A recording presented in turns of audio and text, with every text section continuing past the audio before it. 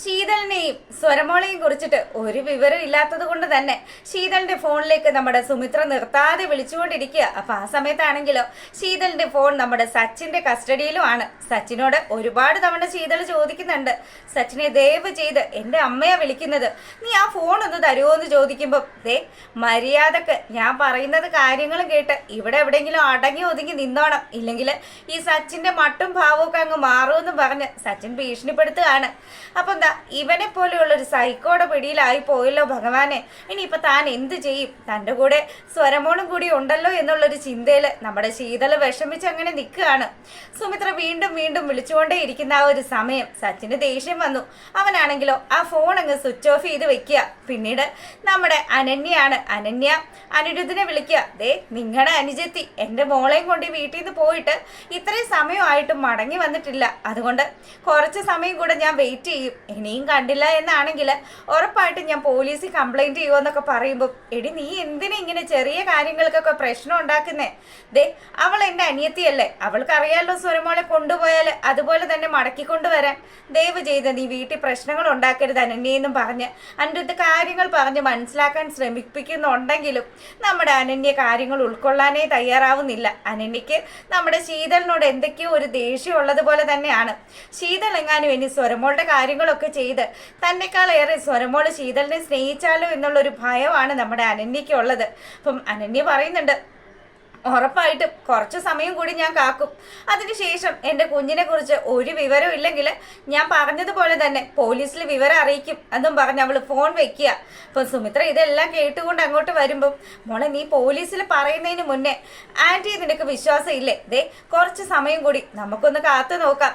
ശീതളിൻ്റെ phone switch off ആയി പോയതല്ലേ മോളെ, ഇത്രയും സമയം ആൻറ്റിയും അവൾ വിളിക്കുമായിരുന്നു, റിംഗ് ഉണ്ടായിരുന്നു, ഒരുപക്ഷെ സൈലന്റ് ആയി പോയതായിരിക്കും, ഇപ്പതാ ചാർജ് തീർന്ന് സ്വിച്ച് ഓഫ് ആയതും ആയിരിക്കും, അതുകൊണ്ട് നീ സമാധാനപ്പെട്. ശീതള് കുഞ്ഞുകുട്ടിയൊന്നും അല്ലല്ലോ, അവൾക്കറിയാം സ്വരമോളെ കൊണ്ടുപോയാൽ അതുപോലെ തന്നെ തിരികെ കൊണ്ടുവരാൻ.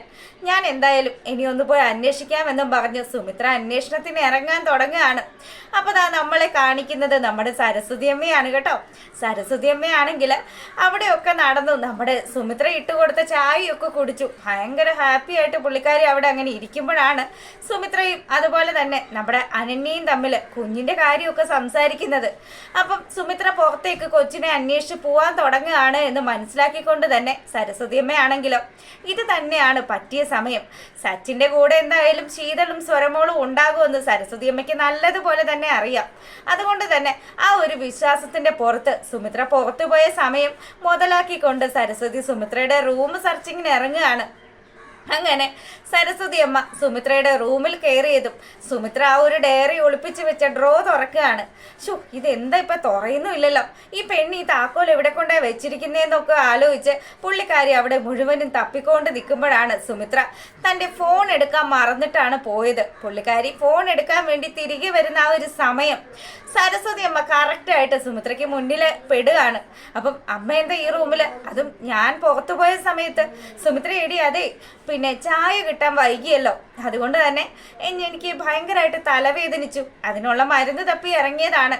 അതിനമ്മ ഇവിടെയൊക്കെ മുഴുവൻ തിരയുന്നത് എന്തിനാണെന്ന് സുമിത്ര ചോദിക്കുമ്പോഴത്തേക്കിനും സരസ്വതി അമ്മയാണെങ്കിലും ഒരക്ഷരം പോലും മിണ്ടാതെ അവിടെ അങ്ങനെ നിൽക്കുക. അതെ, നിങ്ങളുടെ ഈ കള്ള സ്വഭാവം ഒന്നും ഇതുവരെ മാറിയിട്ടില്ല അല്ലേ?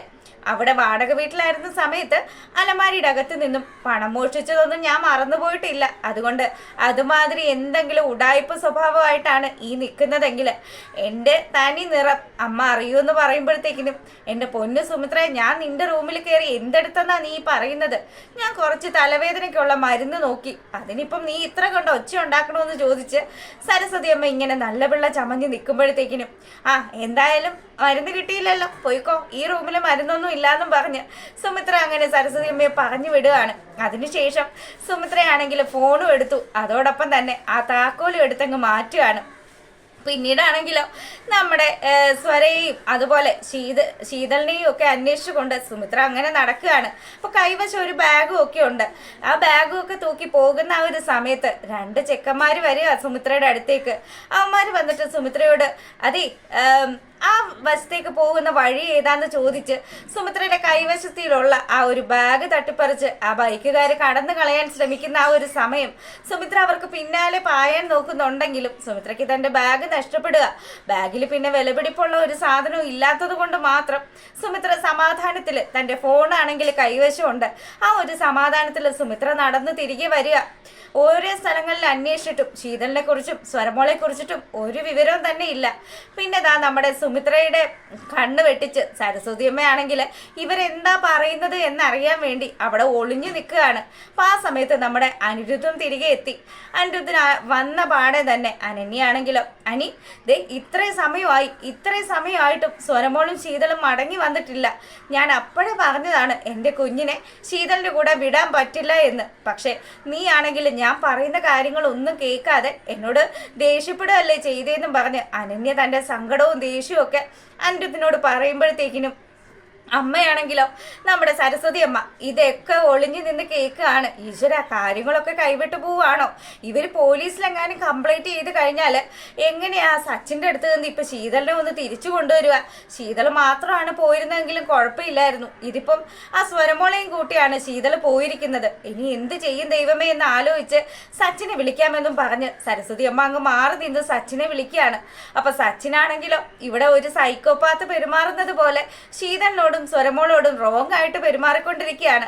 ശീതൾ പറയുന്നുണ്ട്, സച്ചിനെ ദയവ് ചെയ്ത് എന്നെയും സ്വരമോളെയും വീട്ടിലേക്ക് വിട്, നീ ആ ഫോൺ ഇങ്ങ് തന്നേന്നും പറഞ്ഞ് അവൾ വാങ്ങിക്കുന്ന ആ ഒരു സമയം ആ ഫോൺ എങ്ങാനും സ്വിച്ച് ഓൺ ആക്കിയാല് ശീതളെ ഞാൻ ആരാണെന്ന് നീ അറിയുമെന്നും പറഞ്ഞ് സച്ചിൻ ഭീഷണിപ്പെടുത്തുകയാണ്.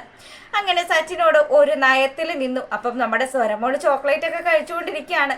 സ്വരമോൾക്കും ചെറിയ രീതിയിലൊക്കെ ഭയമായി, ഈ അങ്കിള് ശരിയല്ലല്ലോ എന്നുള്ള രീതിയിൽ. ആൻറ്റി, നമ്മൾ ഇത്രയും സമയമായില്ലേ ആൻറ്റി, നമുക്ക് വീട്ടിലേക്ക് പോയാലോ എന്ന് സ്വരമോട് ചോദിക്കുക. അപ്പം ആ സമയത്താണെങ്കിലോ സച്ചിൻ ദേഷ്യം വന്നു. സച്ചിൻ പറയുന്നുണ്ട്, ഏത് വീടാടി, ഏത് വീട്ടിലാണ് നിനക്ക് പോവേണ്ടത്? നീ ഒരു വീട്ടിലും പോവില്ല, നീ ഇനി തൊട്ട് ഇവിടെ നിന്നോന്ന് പറയുക, അങ്കിള് മോളെ നോയിക്കോളാന്ന് പറയുക. അപ്പം ഇതൊക്കെ കേൾക്കുമ്പോൾ കൊച്ചിന് പേടിയായി. കൊച്ചും ടെൻഷൻ അടിക്കാൻ തുടങ്ങി. എന്ത് ചെയ്യാനല്ലേ?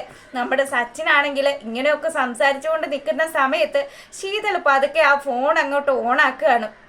അപ്പം ഫോൺ ഓണായി എന്ന് കാണുന്ന സച്ചിനാണെങ്കിലോ, ശീതളെ നിന്റെ ഈ കളിയും നിന്റെ ഈ ഉടായ്പും ഒക്കെ നിന്റെ കൈവശം വെച്ചാൽ മതി. അതെ, ഞാൻ ജീവിക്കുവാണെങ്കിൽ നിന്റെ കൂടെ ജീവിക്കുള്ളൂ, മരിക്കുവാണെങ്കിലും നിന്നോടൊപ്പം മരിക്കുള്ളൂ എന്നൊക്കെ ഇവൻ ഇങ്ങനെ പറഞ്ഞ പാടെ തന്നെ എൻ്റെ പൊന്ന് സച്ചിനെ ദയവ് ചെയ്ത് ഈ കുഞ്ഞിനെയും കൊണ്ടാണ് ഞാൻ വന്നിരിക്കുന്നത്, എനിക്ക് അവളെ തിരിച്ച് അവളുടെ അച്ഛൻ്റെ അമ്മയുടെ അടുത്ത് എത്തിക്കണമെന്ന് പറയുമ്പം എന്തിനാ എത്തിക്കുന്നത്?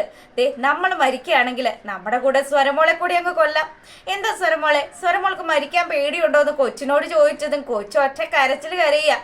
എൻ്റെ ദൈവമേ, എന്ത് ചെയ്യാനാണ്? നമ്മുടെ ശീതള് പാവമുണ്ട്, ശരിക്കും പറഞ്ഞാൽ പെട്ടൊരവസ്ഥയില. പക്ഷേ ഗുരുത്വത്തിന് നമ്മുടെ സരസ്വതി അമ്മ ഫോൺ ചെയ്യുന്ന കാര്യങ്ങൾ, അതായത് സച്ചിനെ വിളിക്കുകയാണ്.